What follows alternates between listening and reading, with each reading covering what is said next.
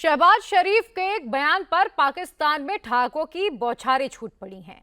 पाकिस्तानी प्रधानमंत्री का ये कहना है कि वो अपने मुल्क को भारत से आगे लेकर जाएंगे, जबकि पूरे पाकिस्तान में ये चर्चा है कि रोटी के लिए उनका मुल्क सरेंडर करने के लिए भी तैयार है। पाकिस्तान में करीब 1.5 साल से आटे और रोटी का संकट है और इसी बात का जिक्र अभी करना इसलिए भी जरूरी है क्योंकि हिंदुस्तान के चुनावी माहौल में कुछ नेता पाकिस्तान के नाम की घुड़कियां दे रहे हैं, वो भी सिर्फ मोदी विरोध के चलते। इसका जवाब भी सीधे सीधे पाकिस्तान से ही आ रहा है। हिंदुस्तान के नाम पर पाकिस्तान में आटे और रोटी के अलावा क्या क्या चल रहा है, सब कुछ देखिए हमारी इस रिपोर्ट के जरिए। कांग्रेस का हाथ, कांग्रेस का हाथ, कांग्रेस का हाथ।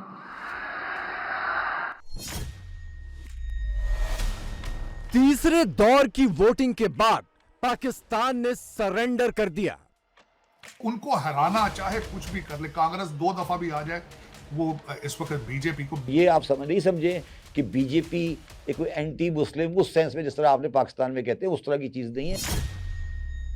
मोदी विरोधियों के काम न कसाब आया न पाकिस्तानी एटम बम चल पाया। पाकिस्तान से इतनी मोहब्बत और हमारी सेना से इतनी नफरत, ये दहशतगर्द क्यों बनते हैं और हम इनको रोक क्यों नहीं पा रहे? जो दहशतगर्दी का वाकया हुआ है वो पाकिस्तान ने करवाया है।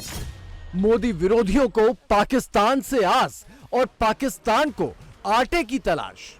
भीख मंगे पाकिस्तान का नारा लगाते हो तो जाओ वहां जाके भूखों मरो, भारत के ऊपर बोझ मत बनो। वो चांद पे ना जाए, वो जमीन पे ही रहे। इंडिया का मुकाबला तो ना कर सकते हैं वो, और ना उनको जरूरत है। मेरी जाती ख्याल में ये एक गोल्डन अपॉर्चुनिटी है, ये एक नाउ एंड नेवर वाली सिचुएशन है। तो यकीन करें पाकिस्तान के 99% मसले खुद ब खुद सॉल्व हो जाएंगे। भारत के चुनावों में पाकिस्तान का शोर मचा है, लेकिन इस शोर में पाकिस्तान की कुछ बड़ी खबरें दब कर रह गईं। जैसे ये, पाकिस्तान ने चांद तक अपना सैटेलाइट पहुंचा दिया।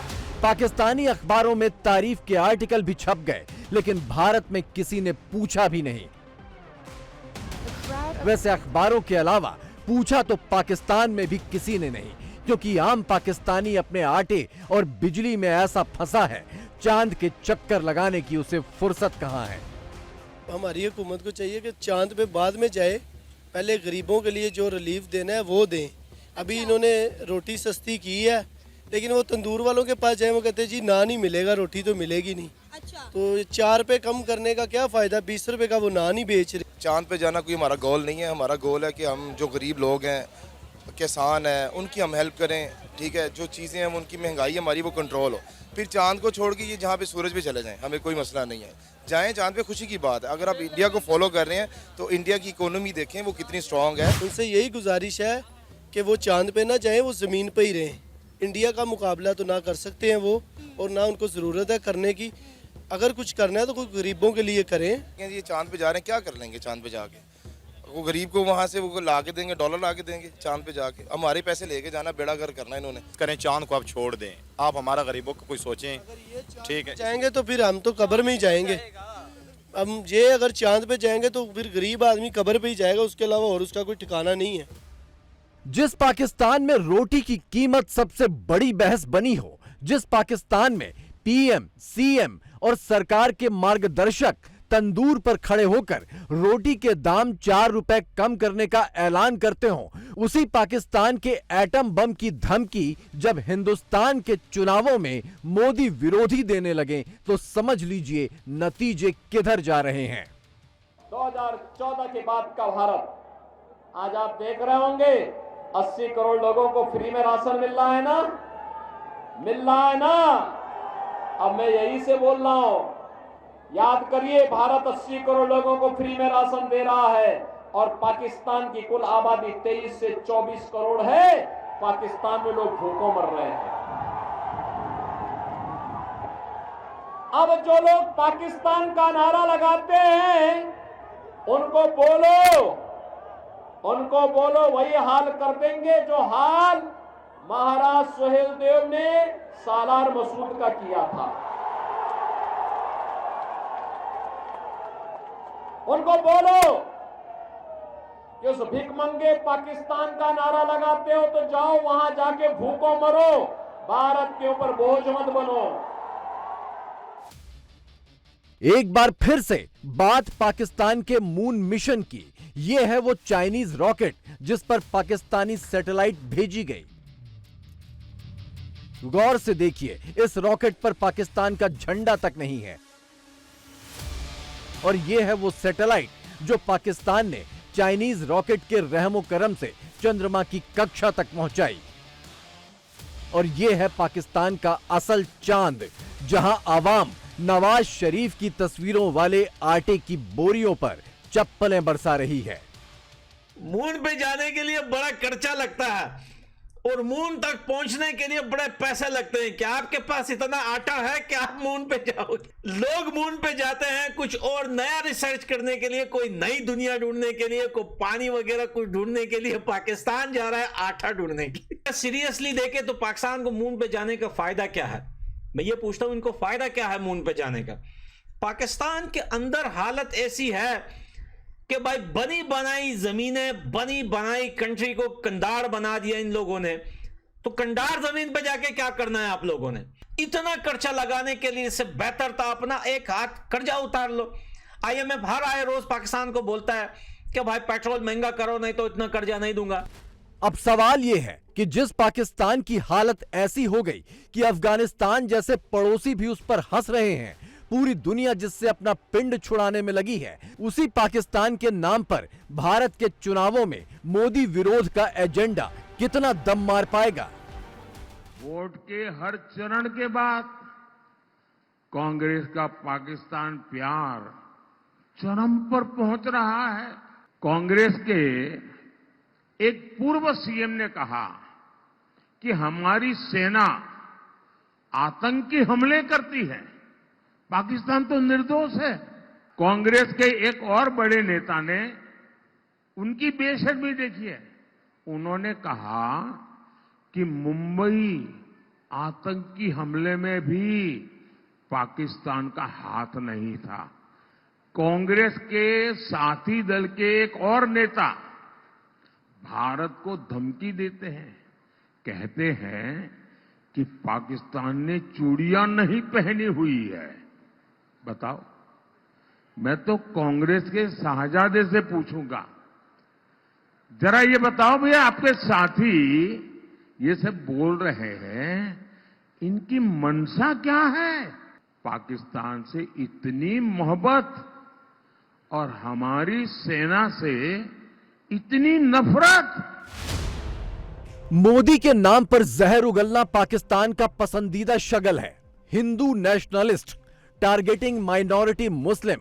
पाकिस्तानी मीडिया में दिन रात यही नैरेटिव घूमता है, लेकिन अपने इस जहरीले एजेंडे के बावजूद पाकिस्तान खुद भी ये मान चुका है कि मोदी को हराना नामुमकिन है। इसमें कोई दो राय है ही नहीं है कि मोदी साहब इस नेक्स्ट लेवल पर जो लेकर आए हैं, तीसरे नंबर पर इकॉनमी का आना, 5वें नंबर पे जाना, उसका आगे जाना, 8.4% पे जाना, उसमें दो चार चीजें जो उनकी एक सलाहियत है, पूरी दुनिया को ये नजर आ रहा है। मैं इसको सारी दुनिया को, बल्कि मैं कहता हूँ कि फ्यूचर में आगे this is people will read about it. Nationalism देना भारत को सबसे बड़ी बात तो ये है। आप कंट्रीज के दौरे करते हैं तो आप अपने करेंसी को प्रमोट करें, अपने डायस्पोरा को प्रमोट करें जब नेशनलिज्म होता है। जब वहां से जाके घड़ियां लाके आपने बेचनी हो दुबई में, तो फिर उसको नेशनलिज्म नहीं कहा जा सकता। ये फर्क है सबसे बड़ा। तो उनको हराना चाहे कुछ भी कर ले, कांग्रेस 2 दफा भी आ जाए, और आगे भी मैं समझता हूं भारत तरक्की तभी कर सकेगा जैसे मोदी साहब आएंगे, मोदी साहब आगे रहेंगे और तरक्की होगी। अगर आपको कोई इस तरह का लीडर नहीं मिल रहा तो उसमें भारत का कसूर तो नहीं ना, कसूर आपका अपना है। मुसलमानों को मोदी से खतरे का ढोल मोदी विरोधी भी बजाते हैं और पाकिस्तान भी बजाता है, लेकिन ईरान, सऊदी अरब और UAE जैसे मुस्लिम देशों से मोदी के रिश्तों की जब बात आती है तो पाकिस्तान का मुंह कसैला हो जाता है। सबसे ज़्यादा अच्छे ताल्लुकात पिछले 10 साल में ईरान के जिस मुल्क से हुए हैं वो इंडिया है। आपको ये बात पता है? इंडिया में बहुत बड़ी तादाद में अहले तशी बीजेपी को सपोर्ट करते हैं। अच्छा जी, तो ये आप नहीं समझे कि बीजेपी एक कोई एंटी मुस्लिम उस सेंस में जिस तरह आपने पाकिस्तान में कहते हैं उस तरह की चीज़ नहीं है। इसकी मुख्तलिफ डायमेंशंस हैं, वो एक अलग सब्जेक्ट है। भारत की आबादी 140 करोड़ है और इकोनॉमी का साइज 4.1 ट्रिलियन डॉलर। पाकिस्तान की आबादी 25 करोड़ है और इकोनॉमी का साइज 0.3 ट्रिलियन डॉलर। यानी भारत की आबादी पाकिस्तान से करीब 5.5 गुना ज्यादा है, लेकिन इकोनॉमी 12 गुना से भी ज्यादा। लेकिन शहबाज शरीफ पाकिस्तानियों को ज्ञान दे रहे हैं कि भारत से आगे कैसे निकलेंगे। गवर्नेंस में अल्लाह ताला के फजल करम से मैंने कोशिश की हमेशा कि गवर्नेंस के हवाले से मुल्क की हकीर खिदमत की जाए। तो आइए आज हम इस बात का आज तहिया करें, अल्लाह ताला से वादा करें कि हम मिलकर पाकिस्तान की खिदमत करेंगे। तो हिंदुस्तान क्या, हिंदुस्तान के बाप को भी हम पीछे छोड़ देंगे इंशाअल्लाह। हिंदुस्तान क्या, हिंदुस्तान के बाप को भी हम पीछे छोड़ देंगे इंशाअल्लाह। लेकिन ये बातों से नहीं होगा, ये अपना इशार से नहीं होगा, तकरीरों से नहीं होगा। It needs constant hard work and untiring efforts. But I will not relent and I will not compromise at all. Shehbaz Sharif उस भारत से मुकाबले की सोच रहे हैं जहां तीसरी बार भी जोरदार बहुमत की सरकार आने वाली है, जबकि उनकी अपनी सरकार सैकड़ों अलग अलग चुनाव चिन्हों वाले इमरान खान के उम्मीदवारों से भी हारी बैठी है। वो तो बैंगन से, जूते से, चिमटे से, कद्दू से, बैंक से और ऐसे निशानों से हारे। क्या वो बता भी नहीं सकते कि वो किससे हारे? हम में से किसी का एक भी वोट अपना नहीं है। हम में से हर शख्स मोहताज है इमरान खान की टिकट का, इमरान खान के वोट का। इमरान खान, इमरान खान। आटे के चक्कर में शरीफ खानदान को चप्पलें पड़ रही हैं। आटे के चक्कर में नवाज और उनकी बेटी तंदूर घूमकर रोटी बना रहे हैं। लेकिन न शहबाज, न नवाज और न मरियम अपनी फितरत से कोई बाज नहीं आ रहा। पीओके में इनके पालतू आतंकी आज भी छुट्टा घूम रहे हैं। गौर से देखिए, हाथों में खुलेआम बंदूक लेकर जैश-ए मोहम्मद और लश्कर के दर्जनों आतंकी पीओके की सड़कों पर जुलूस निकाल रहे हैं, भारत के खिलाफ जहरीले नारे लगा रहे हैं। और इसके बावजूद पाकिस्तान ये चाहता है कि इंडिया उसके साथ फिर से कारोबार शुरू कर ले। दहशतगर्दी ने हमारे मुल्क को भी लपेट में लिया, इंडिया को भी लपेट में लिया और आज भी स्टिल हम जो है इसी चीज़ के अंदर अपना जो है ना बहुत सा टाइम जो है लगा रहे हैं कि यार इनसे निजात कैसे पाई जाए। हम लोगों ने ना ही उनको मौका दिया और ना ही हम खुद आगे बढ़े कि हम दोस्ती का हाथ बढ़ा सके। हो सकता है कि जो टेररिज्म और जो भी इस तरह के तशद्दुद पसंद मामलात हुए वहाँ भी और यहाँ भी अक्रॉस द बॉर्डर भी, तो वो सब चीज़ें ये भी तो हो सकता है कि अगर हम हाथ मिला लेते तो वो वहीं पर थम जाती। ये दहशतगर्द क्यों बनते हैं और हम इनको रोक क्यों नहीं पा रहे? कुछ एक्सट्रीमिस्ट पीपल जो कि इस तरह का कुछ भी कर जाते हैं जिसकी वजह से हम लोगों को खमियाजा भुगतना पड़ता है, हम लोगों को शर्मिंदा होना पड़ता है, हम लोग एम्बैरेस होते हैं। बिल्कुल इसी तरह होता है कि जिस तरह वो कह रहे हैं ना कि सरहद पार से हुआ, तो होता सरहद पार से ही है।